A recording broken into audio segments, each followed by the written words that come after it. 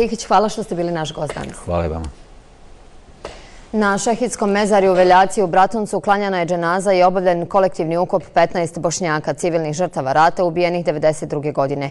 Ovo je 7. kolektivni ukop bošnjačkih civila ubijenih početkom rata, a na mezarju u Veljaciji je do sada ukopano 267 ubijenih civila.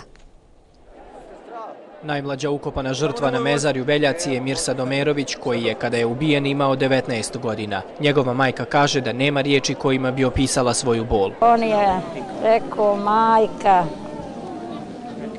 idi sa mnom, bolite noge, ne mereš ići.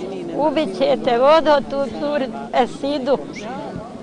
Ona imala 7 godina i ubit ćete, nju ne mogu ja vam pomoći, ja moram sebe čuvati, bižati. U Bratuncu je 1992. godine, u 84. godini života, ubijena i starica Kada Mustafić. U Teučaku je pronađena kao NN lice i identifikovato. Nema šta da umreš.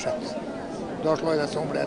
Ali i to nam neko olakšanje da znamo gdje je i šta je, da smo je pronašli. Preživjele žrtve zločina u Bratuncu svjedoče da su Bošnjaci mučeni i ubijani na svirep način. Tu smo u fiskulturnoj sali bili jedni u hangaru. I tu su onda počela maltretiranja i ubijanja.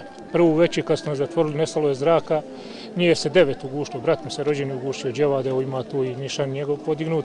Među 15 ukopanih civilnih žrtava rata u Bratuncu danas su ukopana i 3 lica pod oznakom NN. Porodice žrtava rata u Bratuncu upozorile su na spor proces identifikacije žrtava. Kako je 3 godine otišlo sa kantonalnih tužilaštava na državni nivo, ništa se uradilo, nije samo za naš Bratunac, nije se uradilo inače za čitavu Bosnu i Hercegovinu.